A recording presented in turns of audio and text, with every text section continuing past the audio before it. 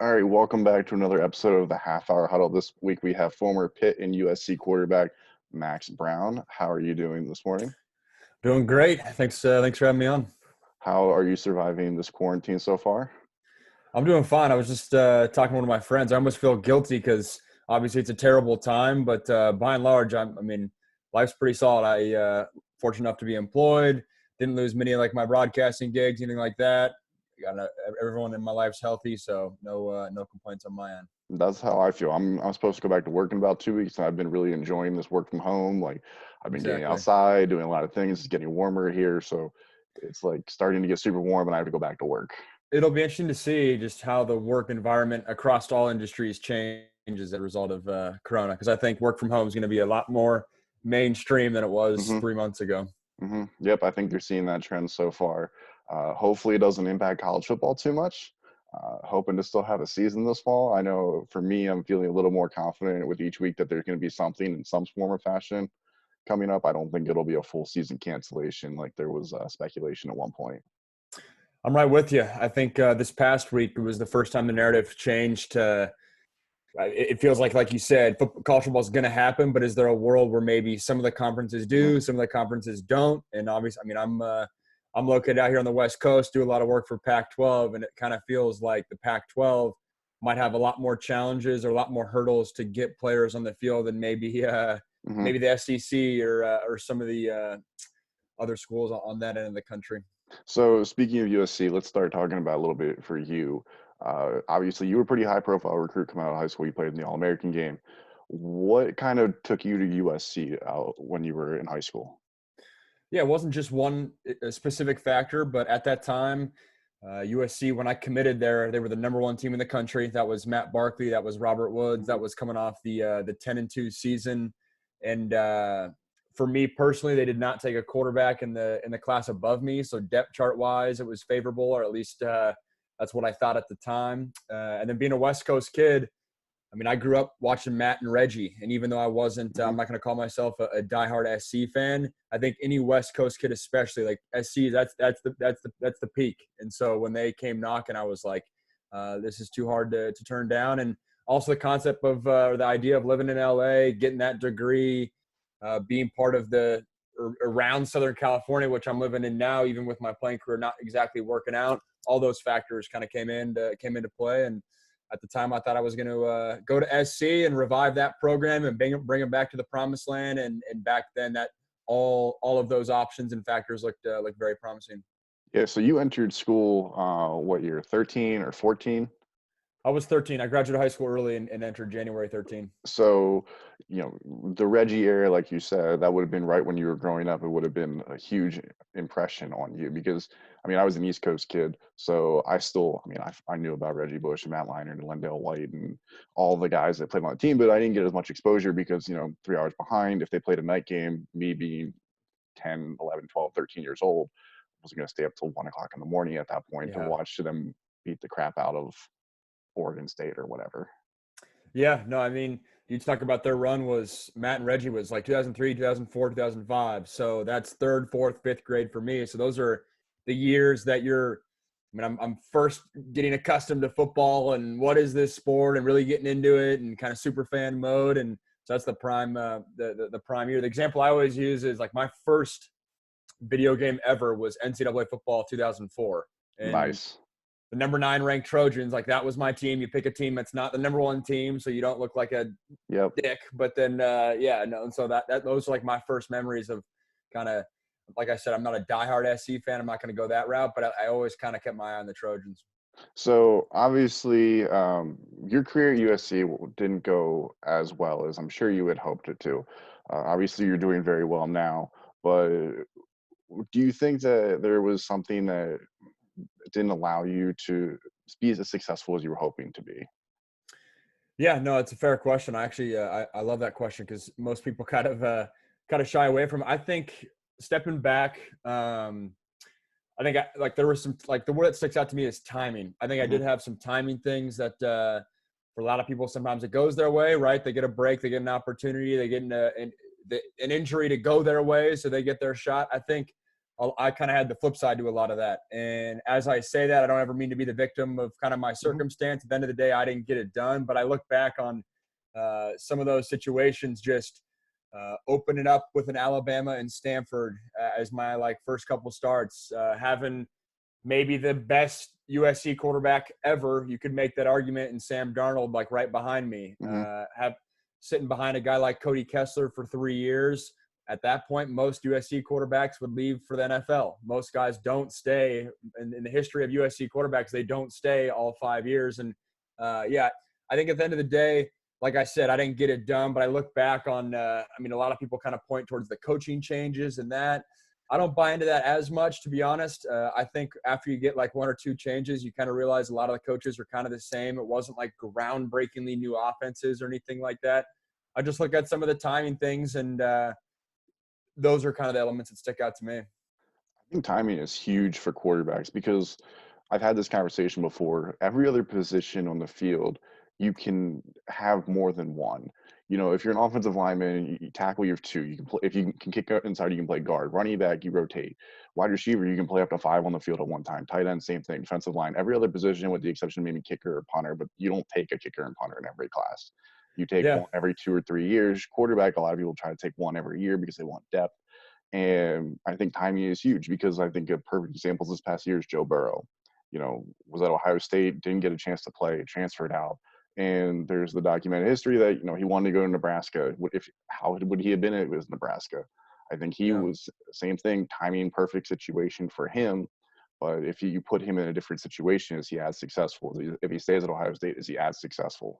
Yeah, I think that's a great example. And to take a little bit more ownership to back to your last question, I think something that was maybe missing on my end is when I was young in college, I was so hard on myself. I was so intense. I was in every practice. I kind of approached like the Super Bowl. And when he stepped back, that's kind of like, oh, it's a good thing, right? He's into it. But I think when I was a backup for 3 full years, and it ended up really being kind of 4 calendar years since I got my first start, that's a long time of kind of just grinding away. And at times, I almost wish I kind of would have stepped back and eased up a little bit, not in the work, not in the approach, but more so the mentality, because then I think I don't know, it just wouldn't have been as just intense, and I think it may have allowed me to have more success, especially as a young player, because at times I was my own worst enemy.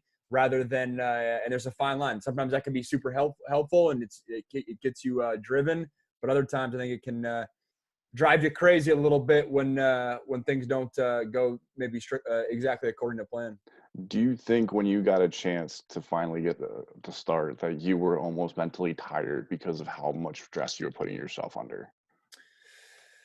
I won't go that far. I think I definitely there was so much buildup, not even Mhm. just in my approach, but just in all factors of my playing career at that time, that I think it wasn't just, hey, a random start against Oregon State. Like I'm pretty sure that's how like Mark Sanchez got his start. Who we had similar backup stories at Mhm. USC, where it was just kind of it was a oh someone got hurt, he's in there for this one game. Like mine, it was you're building up for Alabama. They scheduled the game like 18 months before that. And I remember like that's what everyone would talk to me about is like Alabama, her week one, that's going to be your first start. And I think just everything in my playing career built up to that. And I feel like I did a good job to kind of section that out in my brain. But without a doubt, I mean, I kind of knew the factors at play with if I don't play well, they might be benching me. I knew that was a factor. And I also knew that, hey, Alabama and Stanford, those teams are really good. So I got to play well, and you can't start 1 and 2 at SC, or else they're going to be looking to make a change.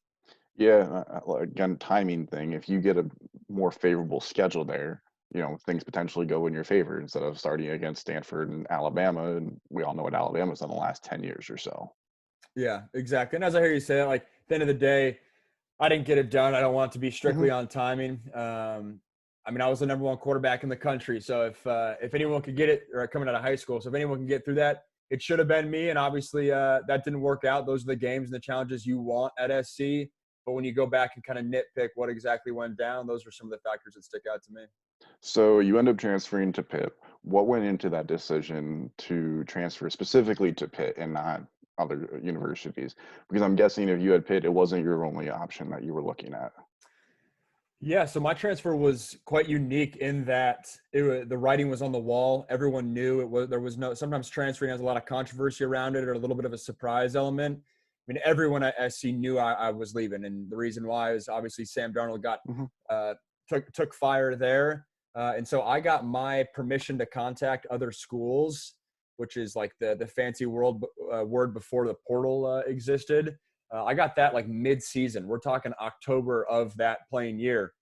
So I was literally talking to other schools while also practicing for USC. It was super weird mentally, to be honest. But at that point, kind of October or November, I sat back to see which schools reached out to me just as a data point because I wanted to, when I was transferring, I wanted to go to a school that needed me, a school that wanted me. I guess those are one. A school that's good and like because I learned firsthand, if you don't win, then that's not helping you either. And then we're obviously a school where like depth chart wise, it was favorable. And Pitt reached out in November. They had a huge vacancy at quarterback. They had Nate Peterman was their starter. They had another senior as their backup. And so they were kind of on me from the start. There were a couple other schools like a Boston College, Fresno State a little bit. But I knew in my head, and in hindsight, I don't think I needed to rush this much, but I knew I wanted to go to a school in January. I wanted to be there for spring ball. I wanted to be a part of a team. I wanted to get to know the guys, and kind of Pitt came into play there. I took a visit in December. Right then, they were like the number one offense in the country, actually, at that point with James Conner and Nate Peterman. So I kind of fell in love with the prospects there and was willing to go wherever. And I committed like right before Christmas and then enrolled a few weeks later. What was the transition like for you coming from a West Coast guy to all of a sudden you're going to Pittsburgh, Pennsylvania? You know, you're going 3,000 miles across country. You know, Yeah, Washington and LA is completely different than Pittsburgh. it's completely different, but I really had like a business approach to it. It was hey, this is a year-long business trip, my final hurrah before giving a go at the NFL. And so to me, the transition was pretty smooth. And I'm a pretty low-key guy, and so got along with the teammates and accustomed to that locker room pretty well. But don't get me wrong, Pittsburgh's different for sure. But I remember I literally just had we had a facility and my apartment was at the end of the street and I would walk to the facility every day. I was in grad school, so I only went to school like 3 days a week. And I had my schedule down to a T, and it was really just a business approach, kind of all football. It wasn't going, it's a different decision when you're 18 years old, Mhm. making a decision for kind of your life and your friends and your social life and school and all You're that. thinking for the next 4 to 5 years, and this one it was a 12-month decision. Exactly. Exactly. So I want to kind of talk about the Pac-12 now because you're still out on the West Coast. You do a lot of stuff out there. USC has been part of. They just don't say out of the media because we all have this idea that the Reggie and Matt is going to return. Reggie and Matt are going to return. They're going to return to their national dominance, and they really haven't been there for more than a season or two since Reggie and Matt left. Uh, what's your current take on USC right now? Yeah, like you said, I think everyone's waiting for the time that they get back to the Reggie and Matt era. I think when I was there, that was what everyone would say, and I think USC's at the point now where they've kind of turned that page completely. I think people realize, all right, now there's Pete Carroll was a decade ago. You're not kind of hanging on to that storyline as much, but it's still USC. The recruiting resources, the LA fan base, or I guess LA recruiting pocket is still there. I think with Clay Helton, I was surprised he got retained, to be honest. Hmm. I think it I think was a lot of more, people were. yeah, totally. I think there was more to go into that decision than strictly just kind of there's a contract. There was what other coaches were out there and whatnot. But I think this year, I've said it before, I think USC's offense is the best in the country, maybe outside of Clemson returning. And so they're always going to have the talent. I think the Pac-12 is very gettable, obviously, in the South right now. I just think you got to wait and see to see what happens with Clay Helton, because I don't know if he's going to be ever able to get them back to the promised land. But no doubt, I think SC could blink their eye and get double-digit wins each season. So, look, I want to talk about recruiting for a minute because recruiting, if you're in LA, California is a hotbed for recruits. There's tons of kids out there that right now have been going other parts of the country. DJ Ukulele is from St. John Bosco out there, went across the country to Clemson. There's plenty of kids out there that have been going to different schools like Clemson and Alabama and Ohio State and Texas. Well, maybe not Texas, but other prime schools throughout the country. And USC had one top 300 commit last year. Do you think that that had to factor in because the uncertainty with what Clay Helton was doing? Because he has almost as many commits right now for next year's class as he did for all of last year. Yeah, it was 100% the uncertainty. And I think that USC did not do the recruiting side any favors with all the uncertainty back in November and December of last year. If you're going to keep Clay Helton, say it from the start. And I think there's a reason they didn't say it from the start, because I have a feeling they probably were sorting through the potential coaching market to see who was out there and kind of weighing the options of getting maybe not the best fish in the sea or retaining Helton. So I think a lot of that uncertainty back in the fall definitely crushed their recruiting. But at the end of the day, I mean, if you're an 18-year-old kid and you think that your head coach is on the chopping block or he really has the hottest seat in America, Mm-hmm. It's going to be hard to sign up for that. I don't care, even if it is SC and it's the sunshine and the school and everything that it's got going for him.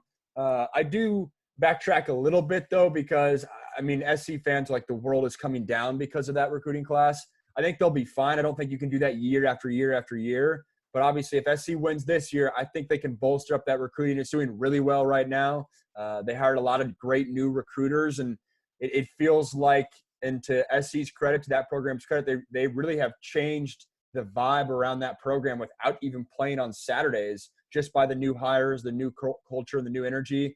But at the end of the day, if SC doesn't win this fall, assuming there's football, all those recruits will leave. They'll decommit. They'll go elsewhere. And so it's great right now. It's a great starting point, but it is by no means set in stone. So, as a quarterback, I'd like to hear your thoughts on Keaton Slavis because, I mean, similar situation. JT Daniels gets injured, comes in, lights the world on fire. JT Daniels ends up transferring because sees that he probably isn't going to start this year, especially with no spring ball. There's no real chance for competition. Slavis is, like you said, played phenomenal last year, and Daniels is now looking for a new home. What do you think he needs to do to really follow up? Because he kind of came out of nowhere. There wasn't any tape on him. Nobody really knew much about him. I think he was an underrated kid, 3-star kid out of high school. Yep. Underrated. The fact everyone always uses is he was Kurt Warner was his high school head coach. But yeah, I think Slovis, he's a stud. Anytime you come in as a true freshman and do what he was able to do on big stages, and he really drove the offense on it, running back injuries last year. And so he's a stud without a doubt. And then kind of point B and C I'll add there is that offense, that air raid with Graham Harrell is so favorable for a quarterback. So I think a lot of quarterbacks would have success. Hence why we saw Matt Fink, their third stringer, have some success at points. It's the same reason that first half before JT Daniels got injured, he was lighting it up. So that offense is a quarterback's dream, especially if you're recruiting kind of waiting in the work. So I think that marriage is very successful, but I think he just needs to elevate and keep going from here. We're talking, he had elite numbers last year as a true freshman, a year out of high school. I think the next step for him is really take that much more command, and they return a bunch of receivers. So like I said, they should reload and really put up the same numbers, if not better than last year. And JT Daniels, it'll be interesting to see what happens with him. I think some school is going to get a very good quarterback. I purposely say very good. I think he doesn't have crazy arm strength. Some people point to his intangibles, but at the end of the day, if you have a void at quarterback, JT Daniels is great. He's very accurate. He's great with timing. And so I think some school is going to be pleased with landing JT Daniels, assuming he's healthy and ready to go. So one player I was super interested in last year, he ended up not getting a waiver because was going to go to USC and then transferred to Texas, and now it's back at USC, is Brew McCoy. And, was like a 5-star player, pretty much consensus 5-star player. There was a chance if he was going to get on the field, I think they were looking at him for wide receiver. Obviously, USC had some pretty good wide receivers, Michael Pittman and whatnot. How do you think he factors into the offense this year? Michael Pittman leaves. That leaves a void on the outside. I think it's going to be Brew McCoy or Kyle Ford out there. Everything I've heard is Brew McCoy is doing well. Like you said, this time last year, there was all that uncertainty. He's transferring back and forth like we'd never seen before. But I think now the dust is settled. think he's in a good spot, but there's only one football to go around. And Tyler Vaughn's elected to come back. Some people thought he would leave. Amon-Ra St. Brown is still there, locked and loaded. And they have some young guys, Drake London, he's earned his stripes last year. So there's a lot of people in that receiver room. So it'll be interesting to see how it plays out. But I do think this air raid offense is very conducive to have a lot of receivers, obviously. So I don't think even if you are the fourth or fifth guy, I think there is still room to make plays. But yeah, I mean, if you're Brew McCoy, you have to think, hey, I'm going to come in there and replace Michael Pittman, and that's going to be my role. But I do think we'll see a lot more this year of Amon-Ra St. Brown moving outside. We've only seen him in the slot. He's a stud. He's a Sunday player for sure. So I think the ticket for Brew McCoy might be both getting it done on the outside and the slot. But everything I hear is he's in a solid position. So I want to expand it to the rest of the Pac-12 now. Obviously, Oregon has been on an upward trend. They kind of dipped for a little bit when they had Willie Taggart for a year, but it feels like Mario Cristobal's kind of got them back up and running. They won the Pac-12 last year, potentially one game away from making the playoff, and it really feels like there's some uncertainty around Oregon this year because you lose Herbert, 3-year starter, and now they've got to replace it, and they've got a couple guys in-house. They brought Anthony Browne in from Boston College. It really feels like the Pac-12 could be a little bit up for grabs this year. I know Oregon's got guys like Penei Sewell and Kayvon Thibodeau, and they've got a really good defense, but you still got to have a quarterback to get the ball around. So to have a quarterback, and Anthony Browne, I'm intrigued to see how he does. I did a breakdown for him for one of the networks I work with, and he really felt out of place in Boston College, I guess is the best way to say, because he is athletic. He has that big arm, and that offense didn't really seem to mesh well with him. So I'm interested to see what happens at Oregon. I'm with you, though. I think everyone on the West Coast says, hey, Oregon's been recruiting so well, they'll just reload and be fine. But you look at their offense, you're replacing the entire offensive line and your 4-year starting quarterback. That's a lot to replace. So I think it's going to be easier said than done there. But the Pac-12, like you said, it is interesting. Oregon, I think, is definitely the standard. And then a lot of people are excited about Arizona State. I think they're a year away. So I think 2021 is when they're going to be. I agree. I think Jaden Daniels needs to be a junior before they really take that step forward. Exactly. Jaden Daniels, and then also his offensive line and some of the youngsters around him. And so, I mean, and it's not even me being a homer, but I think SC's in a good spot. I think some of the other schools, the UCLAs, the Colorados, the Arizonas, they're going to have to figure it out. Utah likely will take a step back just with how much production they lost to the NFL. They had like 8 guys drafted, which is shows a lot about what that program's doing. And then Cal's right. Cal and Stanford could definitely make noise. Stanford got decimated by injuries last year. They're still a strong program.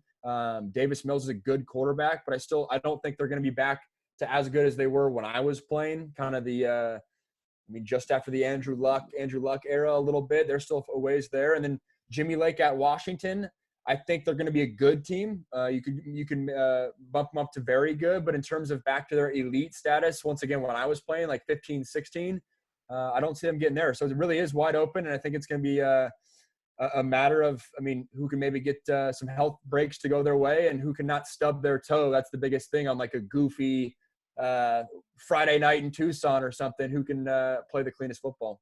Yeah, I agree. Utah, you lose your starting running back, you lose your starting quarterback, you lose your best cornerback, you lose some great guys off that team where you just don't have them in-house ready to be replaced. It's one of the most productive Utah teams that we've seen in the last 20 years, where they're not all of a sudden going to come back out and be ready to almost make the college football playoff again. Yeah, they lose a lot, and they've shown time and time again they have a great system in place where they're kind of plug and play guys, and they get the 2- and 3-star recruits to end up producing like 4- and 5-star recruits. So that's what Whittingham's got going on. They got the South Carolina QB transfer, so they got a potential fill of that void there. But by and large, anytime you're losing that much talent for Utah, there was a reason 2019 was like the Utah season, and they obviously didn't get it done. Still a successful season, but not as high as many of their fans had hoped. And it's kind of the hangover effect from last year. Yeah, absolutely. So I wanted to talk about one more team, and then we'll start finishing this up. It's your crosstown rival, UCLA, Chip Kelly. It feels like there was a lot of anticipation with Chip Kelly coming in. You saw what he did at Oregon. nearly won a national championship. The team was exploding, and it just feels like it's been a major dud out there. With the occasion of a couple of games, they had that massive comeback against Washington State, but a couple of the games they're struggling to just even put points on the board. Yeah, I kind of look at it in phases. I remember doing a radio show like week 3, I believe it was, when they started terrible. It was 0-3. The sky was literally falling. People were calling for Chip's head. It was terrible. It's like, this team is awful. Are they going to win a conference game? And then you flash forward about 2 months, and it's like, all right, they were respectable. They got a few wins. They held, like, I covered the SC game when they were there, obviously, and like, they played solid. They did some things. They scored some points, and don't get me wrong, it's still not where they want to be. It's still not this groundbreaking team, but it isn't as bad as like really where it was after that first month of the season. So I commend Chip for not letting that year go. It could have easily gone like totally haywire, and they were an absolute trash team. But right now, they're not necessarily on the bottom. They're not at the top, don't get me wrong, but Arizona's at the very bottom, and then it feels like UCLA is kind of hovering right there. And I say it in that way because DTR, their quarterback, being a junior this year, I'd like to think he can take a next step. I know a lot of people were hoping that he would do that last year, but I'm still holding out hope. But don't get me wrong, this year is make or break for Chip Kelly. I think he's on the hot seat. I mean, you talk about the Pac-12 South. You got Clay Helton, Kevin Sumlin, and Chip Kelly really all on the hot seat. Got to make a move this year. But UCLA was really, really young. I think they had the biggest roster turnover last year, if I'm not mistaken. And so hopefully if some of that settles down, and hopefully if we have a season, they can make some noise and have some respect, because they have been bringing in a little bit of recruits. But like you said, last year was not pretty. But I only framed my answer in that regard just because, in my opinion, it could have been a lot worse. And they got a few wins out of it. Yeah, it kind of felt like the Washington State game. There was a little bit of a turning point to give them an almost respectable season, because they were on the verge of just getting boat raced and losing by like 80 points practically. It was like 47-19 at one point, and then they came back and won the Their game. basketball score, yeah. Yeah, they ended up winning like 67-64. So, you got to commend them for doing that comeback, especially in like a quarter and a half of what it was. It was like score was like that with like 6 minutes left in the third. Yeah, exactly.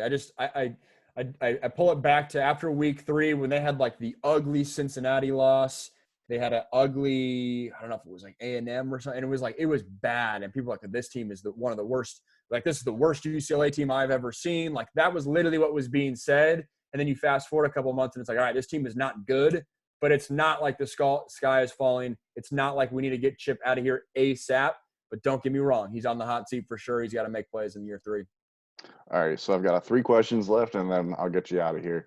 First one's the best player you ever played with in college. Leonard Williams, the Okay. defensive tackle for the New York Giants now. He was a stud. He was the only player I played with in college where there were certain periods in practice where he was not allowed to play because he would just disrupt a backup offensive lineman or whatever it was. And there was a reason he went number 3 overall. You're trying to do something and he's just blowing it up. Exactly. You're trying to get like a tempo period going on, and you have some new offensive lineman in there who can't really hold his own. And Leonard is a beast. Probably a good pick. Went 3rd overall, I think, 3rd or 4th. 3rd or 4th overall. Yeah, you don't always hear usually it's like the skill player when that question's asked. But I think anyone you ask anyone I played with, they would all probably point to Leonard Williams. How about the best player you ever played against? Right when you say that, Saquon Barkley comes to mind. Another good one.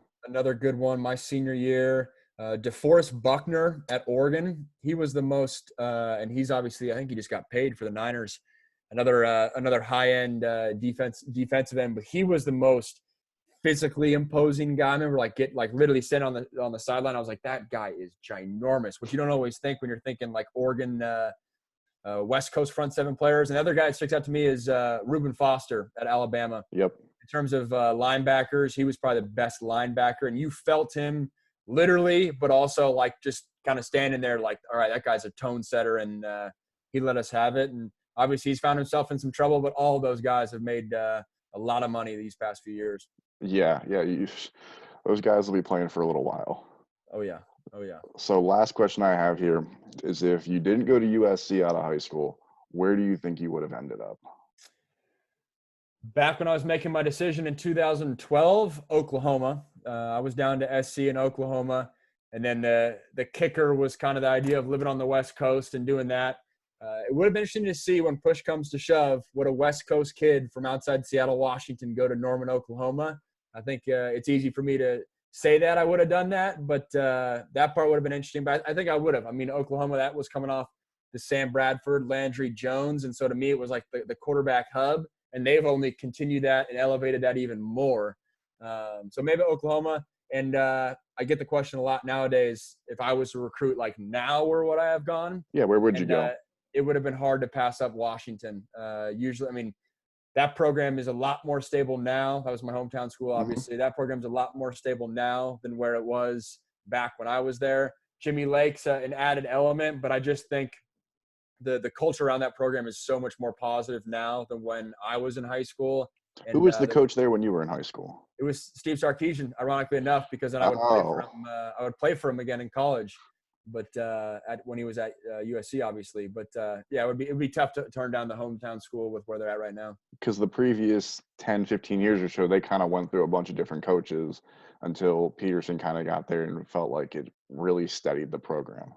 Exactly. They went Rick Neuheisel, then Tyrone Willingham, and then Sark, I believe. Boom, boom, boom. Yeah, and then now they're with Chris Peterson, and obviously, I mean, I guess they were with Chris Peterson, and that worked out well, but they're still Mhm. part of that same tree. And I think Jimmy Lake will do good things. I mean, there's a reason he didn't leave the past couple of years to get a head job elsewhere. I think he knew this was in the works, and he's ready, and they prepped him. Yeah, awesome. Well, I appreciate you joining us today. It was absolutely awesome. Loved having you on. This was fun. Thanks, Jacob. All right, thank you.